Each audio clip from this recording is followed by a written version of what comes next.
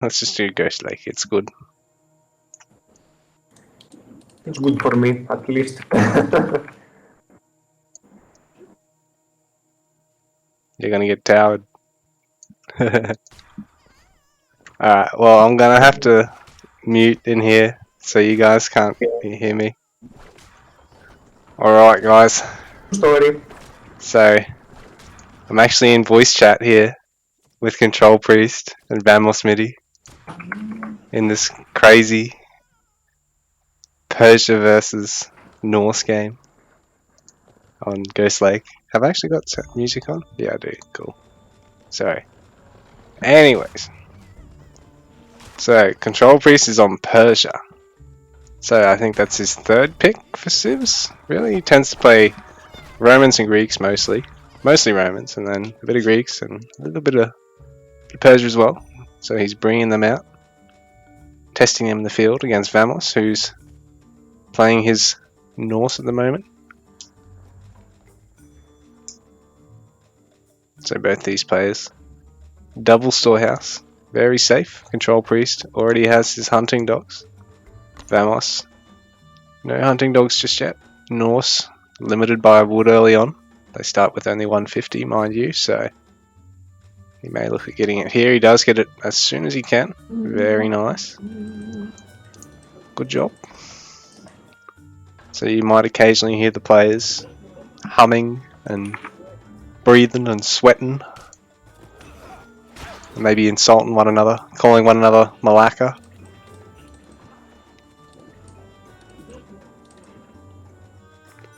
So, all a bit of fun.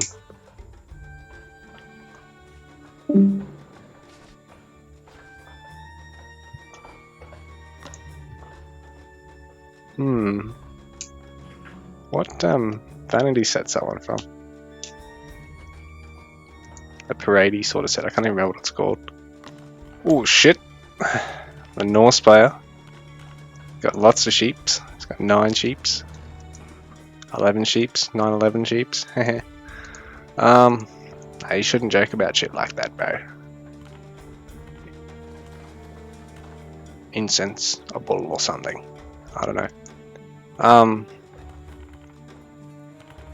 Both of them are aging up on 12 villages. 13 villages here for Controlpriest. 12 for Vamos. Ooh, what's happened there? Oh, he's got it slightly faster, actually. Nice. So pretty even in terms of eco. Norse player 1 villager down, but I don't know. He's going to get that age up slightly faster. In terms of resources, I think Controlpriest is going to float a little bit of wood. Whereas Vamos a little bit tighter in terms of his wood to stone. There. So that might be the perk of actually aging up that 1 vil sooner. Going on the stone. Pretty much 1 vil. Heavier, or is he only on 4? Oh yeah, here Controlpriest is actually, slightly faster on the town centre, so that's nice for him, and he's actually on the spot to throw down a production facility. Hansaw's already here. Gonna have to get a little bit further on his hunt now as well. Needs to probably get up to maybe 7 or 8 food gatherers. So all these guys are going to have to go gather on that hunt pretty much straight away. And you can even probably send a 4th one over here just to make sure you're going to have a little bit in the bank. If you're not that confident with queuing up your villages monotonously. Vamos as well, doing pretty good with his eco. We got 2 vils on the food at the moment over there. So he's going to have to... Does have a bit more food in the bank. Oh, where's his other 2 food gatherers? Oh, here. Nice, so he's actually across 2 hunts already.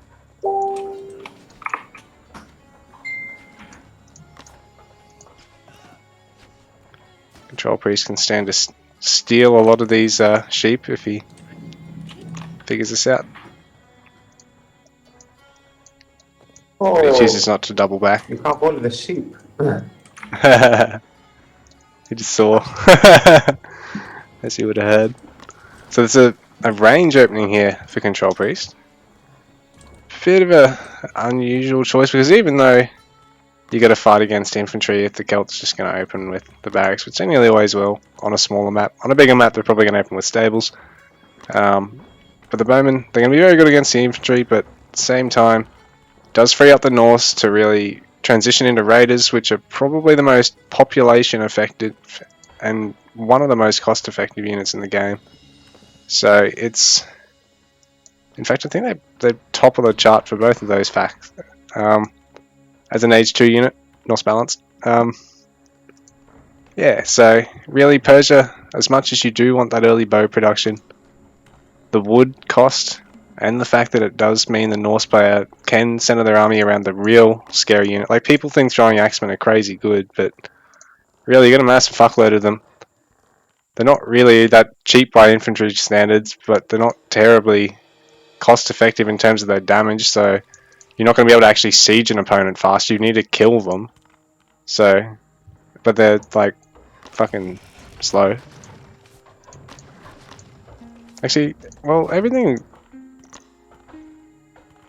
is a little bit faster at the stables and range these days. And I mean, conditioning is a little bit more crucial than, say, marksmanship, but you might as well get it, it's fucking cheap. So let you kite slightly better.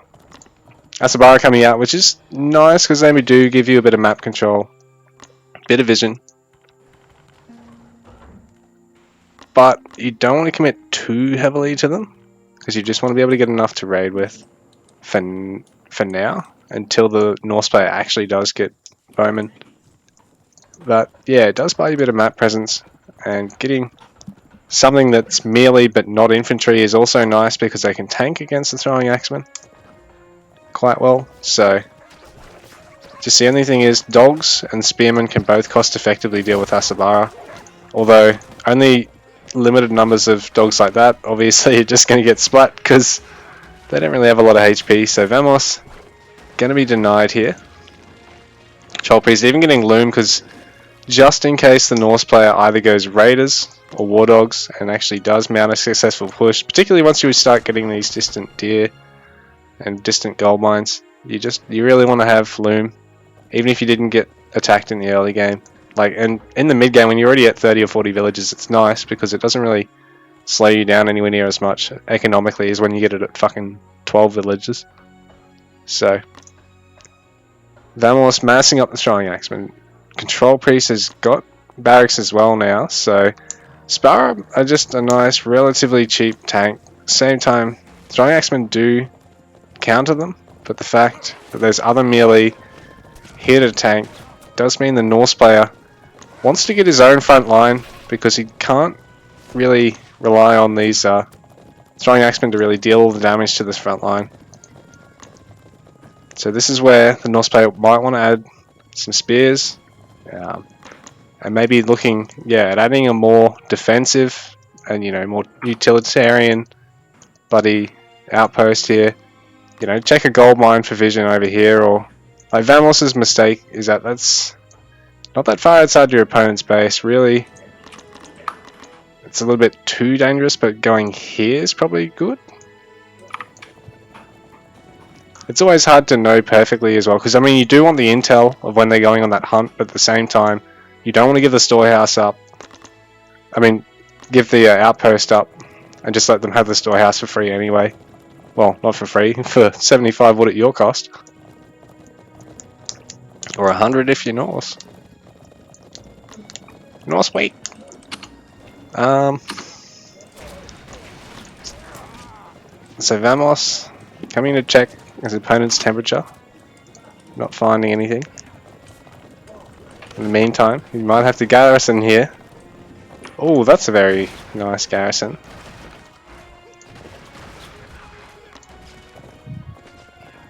So Controlpriest gonna have to try and get another surround the villages, but Vamos is gonna have some spears here. So even though he might lose 3 or 4 vills,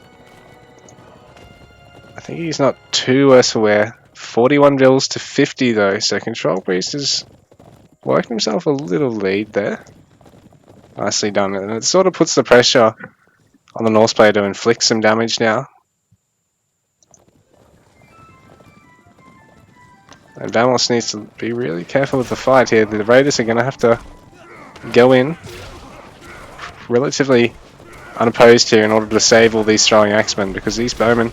Vamos is doing a good job though, and Controlpriest is having to bring some other units up to deal with them, and right now he's actually having the throwing axemen tank the Asabara.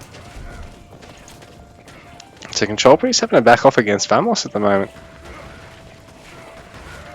So even though the throwing axemen were sort of stuck attacking the Asabara instead of focusing down the bowmen, there were still enough raiders there to really force Controlpriest to retreat.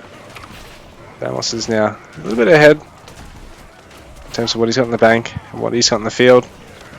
And bearing in mind, Controlpriest does have 8 more villages, so right now Vamos does have a larger army. Controlpriest having to do a good job of microing these bowmen back to pick off the raider, but in the meantime, he's now got to bring them forward to actually be a presence against all these throwing axemen. And Controlpriest has overstepped the mark there a little bit. He's going to lose a couple of the bowmen free and not get the nice engage, because the throwing axemen are going to be outranged by the bowmen, but at the same time, for an anti-infantry, they put up a really good fight against the bowmen. So Controlpriest has taken age 3 behind this, and he's got Bowman Champion incoming. He's going to get some Asabara in the mix as well. Get some more Spara. And bearing in mind, Vamos only age 2, so this push, now that he's run dry on food... Oh! Whoa! I was going to say, man, Vamos has just run out of food, so he was about to have to back off.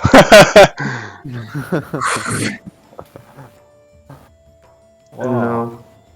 Haven't got a strategy. Nah, it's all good. You just needed to get Immortals and just throw down your age 3 town center. My strategy And just keep making, go like... in- Or if you're sort of this caught and you don't really want to... Oh, you've got a mortal camp. Yeah. I don't know. Just throw down some houses and another couple of immortal camps to defend, and then get the age 3 town center, I guess. Because you were up in villages. Vamos is pushing really well. But didn't have enough food in the bank. He needed to like swap from gathering all the wood to gathering food for a little bit. So he would have like had a minute to actually reprieve if you could like get all those villagers out and get them on food somewhere. I don't know, it's hard though. Vamos, that was a good push. GG's guys. I had to make Spearman, I guess.